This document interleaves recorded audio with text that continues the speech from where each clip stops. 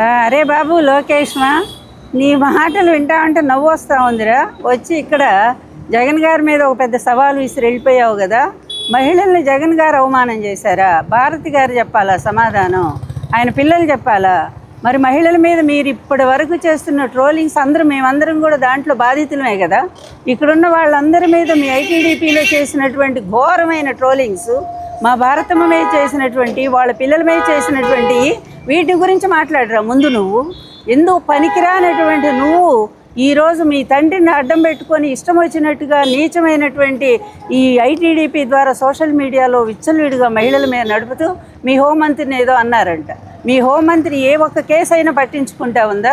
మహిళల మీద ఇన్ని అత్యాచారాలు, ఇన్ని అన్యాయాలు రాష్ట్రంలో ఎప్పుడూ జరగనంత ఘోరంగా నిమిషానికి ఒక రేపు జరుగుతూ ఉందే. మరి అట్లాంటి వాడిని గురించి మీ హోమ్ మినిస్టర్ ఒక్కసారైనా స్పందించారా? దోషుల్ని శిక్షించారా? మీరా నీతులు చెప్పేది జగన్మోహన్ రెడ్డి గారికి? అలాగే నిన్నగాక మొన్న డిఎస్సి గురించి ఏం మాట్లాడుతున్నావు నువ్వు? సిద్ధంగా ఉన్నానని చెప్పావు కదా. మేము వచ్చాం కదా, మహిళలు వచ్చాం, మా నాయకుడు అక్కర్లా. ఈరోజు మేమందరం ఉన్నాము, మేము సమాధానం చెప్తాంరా. మీరు ఇచ్చినటువంటి జీవోలేమి ఎంత దారుణంగా మీరు మోసం చేశారో. ఎక్కడైనా ఎంట్రన్స్ లేకుండా క్రీడల్లో కూడా ఇస్తారా పోస్టు? నువ్వే చెప్పాలా. అవుట్ సోర్సింగ్లో వాడిని తీసుకెళ్ళి ఫస్ట్ ర్యాంక్ ఇస్తారా ఎవరైనా సరే? ఇట్లాంటి పిచ్చి వ్యవహారాలు, పేపర్లు లీక్ అయితే ఆ లీక్ దగ్గర నుంచి కూడా ఇప్పటి వరకు కూడా ఒక్కో డిఎస్సి ఉద్యోగానికి 15 లక్షలు నువ్వు తీసుకున్నావు అనే మాట వాస్తవము. నీ అన్యాయాల మీద వీటన్నిటి మీద మా నాయకుడు జగన్మోహన్ రెడ్డి గారు మాట్లాడితే, వివరాలతో సహా బయట పెడితే ఒక్కదానికి కూడా సమాధానం చెప్పకుండా అబ్బా కొడుకులు ఇద్దరు పారిపోయారు. కరకట్ట ఇంటికి పారిపోయారో లేదా హైదరాబాద్ ఇంటికి పారిపోయారు. మీ బతుకులే ఇంత. ఏదైనా విషయం వచ్చినప్పుడు సమాధానం చెప్పకుండా దాటేసుకుంటూ పారిపోయేటువంటి మీరు వచ్చి ఇక్కడ సవాలు విసురుతారా? అంత శక్తి నీకుందా అసలు? నువ్వేంటో, నీ పరిస్థితి ఏంటో ఒక్కసారి నువ్వు ఆలోచన చూసుకో. నువ్వు వచ్చిన తర్వాత, అంటే నీ బాబు వచ్చిన తర్వాత పరిపాలనకి ఎంతమంది మీద అఘాయిత్యాలు, అన్యాయాలు జరుగుతున్నాయో, ఎంతమంది మహిళలు ఆత్మహత్యలు చేసుకున్నారో, హత్యలు చేయబడుతున్నారో, వీటన్నిటి మీద ఒక్కసారి విచారణ చేద్దామా? నీకు నిజంగా ధైర్యం ఉంటే ఇక్కడ మీ కరకట్ట కొంపకి మేము 200 మీటర్లో ఉన్నాము, ఇప్పుడు రమ్మంటే మేము రావడానికి సిద్ధంగా ఉన్నాం. ఒరే లోకేష్, సిద్ధంగా ఉన్నాం రా. వచ్చి ఎవరి పరిపాలనలో మహిళలకు న్యాయం జరిగిందో, ఎవరి పరిపాలనలో మహిళలకు అన్యాయం జరిగిందో దీని మీద పూర్తిగా డిస్కషన్ చేయడానికి మేము సిద్ధంగా ఉన్నాం. అలాగే ఉద్యోగస్తులను ఎంత దారుణంగా మీరు మోసం చేస్తున్నారో, డిఎస్సి పేరుతో ఎంత అవినీతి జరుగుతూ ఉందో, ఇదంతా మేము ఆధారాలతో సహా ప్రూఫ్తో వచ్చాం. మేము వీటన్నింటినీ కూడా బయట పెట్టడానికి సిద్ధంగా ఉన్నావురా. ధైర్యం, దమ్ము నీకేమైనా ఉంటే ఎన్టీఆర్ మనవడు మాటి చెప్తావు కదరా నువ్వు. ఎన్టీఆర్ మనవడువా నువ్వు? పిరికి వాడివి నువ్వు, ఉత్తర కుమారుడు. అట్లాంటి వాడు వచ్చి మా మీద ఛాలెంజ్ చేయడానికి నీకు కొంచెమైనా సిగ్గుండాలని చెప్పి మేము హెచ్చరిక చేస్తా ఉన్నాం. మొన్న ఒకరు చెప్పారు, జగన్మోహన్ రెడ్డి అంట గుడివాడ అమ్మర్కి ఫోన్ చేసి చాలా అద్భుతంగా చేసావని చెప్పాడంట. అంటే ఎక్కడ పోతున్నారండి వీళ్ళు? జగన్మోహన్ రెడ్డి గారు నేను సూటిగా ఒక విషయం ప్రశ్నిస్తున్నాను. ఇదే విధంగా మేము భారతిరెడ్డి గారి గురించి మాట్లాడినా, మీకున్న 2 కూతుర్ల గురించి మేము ఇదే విధంగా మాట్లాడితే మీరు ఇట్లనే మాకు ఫోన్ చేసి సభాష్ బాగా మాట్లాడడం చెప్తారా? సూటిగా ప్రశ్నిస్తారు. ఇదేనా మీరు మహిళలకు ఇచ్చే గౌరవం? అధికారంలో ఉన్నప్పుడు మా తల్లిని అవమానించాడు, బ్రహ్మణిని అవమానించాడు. మేము తిరిగి అధికారంలోకి వచ్చిన తర్వాత మా కార్యకర్త పొరపాటున భారతిరెడ్డి గారి గురించి ఒక మాట అంటే సోషల్ మీడియాలో పోస్ట్ చేస్తే అతను క్షమాపణ చెప్తామే కాదు, అతన్ని జ్యుడిషియల్ రిమాండ్కి పంపించిన ఘనత కూటమి ప్రభుత్వం. అది మాకు మహిళల పట్ల ఉన్న గౌరవం. ఇప్పుడు ఒక రౌడీ షీటర్కి, ఒక ఫ్యాక్షన్కి, ఒక గొడ్డలి పార్టీలో ఉన్న గొడ్డలి బ్యాచ్కి మహిళల్ని గౌరవిస్తానే తెలీదు.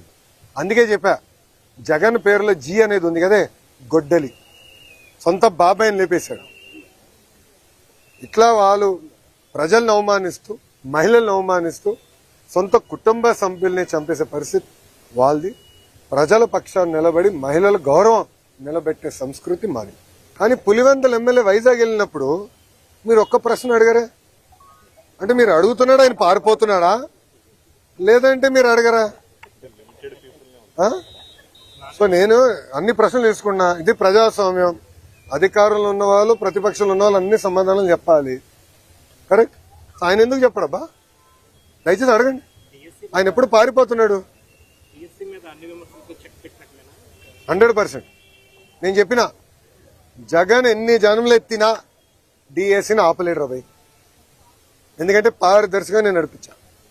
గతంలో పడిన కేసులని తీసుకుని ఏ ఇంజిన్లో పెట్టి ఏ కారణాల వల్ల కేసు పడినాయి, సబర్బాల్ జడ్జిమెంట్, హారిజాంటల్ వర్టికల్ రిజర్వేషన్ అంటే ఏంటి, ఎందుకంటే వెరీ కాంప్లికేటెడ్ సబ్జెక్ట్ అని నేను ముందర నేర్చుకుని స్టడీ చేసి పర్ఫెక్ట్ నోటిఫికేషన్ వేసి భారతదేశ చరిత్రలోనే ఎక్కడి జరగని విధంగా మేము నోటిఫికేషన్ చేశాం. అందుకే 150 రోజుల్లో 16,000 టీచర్ పోస్టులు భర్తీ చేశాం. మళ్ళీ టెట్ ఎగ్జామ్ జరుగుతుంది, డిఎస్సి నోటిఫికేషన్ ఇస్తాం, మళ్ళీ డిఎస్సి ఎగ్జామ్లు జరుగుతాయి, మళ్ళీ టీచర్ అపాయింట్మెంట్లు జరుగుతాయి. దాంట్లో ఎలాంటి సందేహం లేదు. మేము సాక్షి క్యాలెండర్ ఇవ్వట్లేదు, జాబ్ క్యాలెండర్ ఇస్తున్నాం. 10,000 ఉద్యోగాలతో జాబ్ క్యాలెండర్ ఇస్తున్నాం.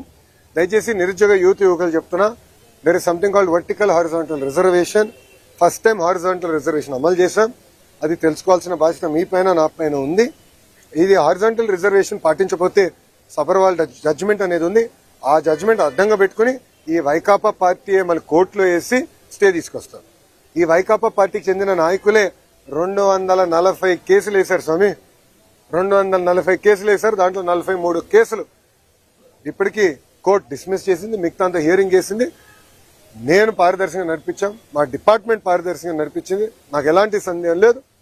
ఫుల్ ప్రూఫ్ గా చేశాం. అండ్ వాస్తవంగా మీరు చూస్తే 5 సంవత్సరాలు జగన్ అధికారంలో ఉన్నప్పుడు ఒక డిఎస్సీ చేయాల, గ్రూప్ 1 నోటిఫికేషన్ ఇవ్వాల, గ్రూప్ 2 నోటిఫికేషన్ ఇవ్వాల, జాబులు భర్తీ చేయలేదు. ఒక ప్రభుత్వ ఉద్యోగం కూడా భర్తీ చేయలేదు. ఆయన పెద్ద పెద్ద మాటలు చెప్తారు. అసలు ఆయనకేం అర్థం అవుతుంది స్వామి? ఒక డిఎస్సీ చేస్తే వర్టికల్ హారిజాంటల్ రిజర్వేషన్ ఏంటో ఆయనకు అర్థం అవుతుంది. ఒక డిఎస్సీ చేయకుండా, ఒక్క టీచర్ పోస్ట్ ఇవ్వకుండా మా పైన మాడే హక్కు మీకు ఎట్టొచ్చింది స్వామి? మీరు ముందర సబ్జెక్ట్ తెలుసుకోండి. ఆయన ఏమన్నాడు? అసలు ఎక్కడ మేము రిజల్ట్స్ బయట పెట్టలేదు, ఏం లేదు. మళ్ళీ ఆన్లైన్ ఆయనే ఓపెన్ చేసి చూపించాడు ప్రెస్ మీట్లో. మీరు చూసారా లేదు? ర్యాంకులన్నీ మళ్ళీ ఆయనే చదివి చెప్తున్నాడు. మళ్ళీ అది ఎక్కడి నుంచి వచ్చినట్టు? ఆన్లైన్ కదా. అంటే ఒక అబద్ధం 10 సార్లు చెప్పి నిజం చేసాం ఆయన ప్రయత్నిస్తున్నాడు. ఇప్పుడు మళ్ళీ కులం కూడా తీసుకొచ్చాడు.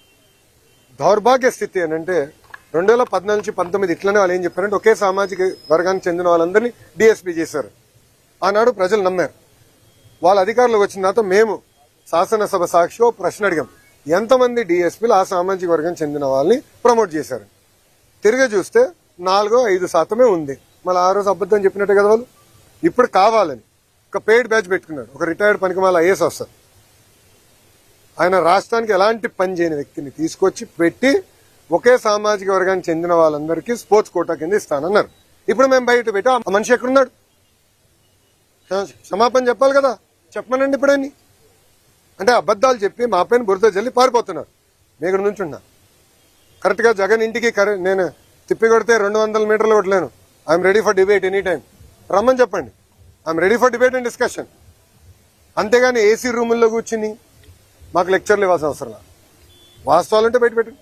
ఒకటని నిరూపించాడా? అయ్యా 240 కేసులు వేసాం. ఎందుకు ఆపలేదు డిఎస్సీ ప్రాసెస్? పారదర్శకంగా నడిపించాం. స్పోర్ట్స్ కోట కూడా పకడ్బందీగా నడిపించాం. మేము కమిటీ కూడా పెట్టాం. ఎవరికైనా అన్యాయం జరుగుంటే మీరు ఇలా కమిటీకి చెప్పండి. ఆ కమిటీలో సీనియర్ అధికారులు పెట్టి ప్రతి విషయం రివ్యూ చేస్తున్నాం. ఎందుకు వాళ్ళకి రాలేదు కూడా చాలా స్పష్టంగా చెప్తాం. ఇప్పుడు మా అధికారులందరూ టెక్నికల్ పైన ఆన్సర్ చేశారు. అక్కడి నుంచి సౌండ్ లేదు, జగన్ గారి దగ్గర నుంచి సౌండ్ లేదు. మళ్ళీ అదే అబద్ధం చెప్పేదానికి ప్రయత్నిస్తున్నారు. మేము ఇచ్చిన సమాధానానికి దానికి రెస్పాన్స్ మీరు ఇవ్వాలని నేను డిమాండ్ చేస్తాను. థ్యాంక్ యూ మా. జై హింద్.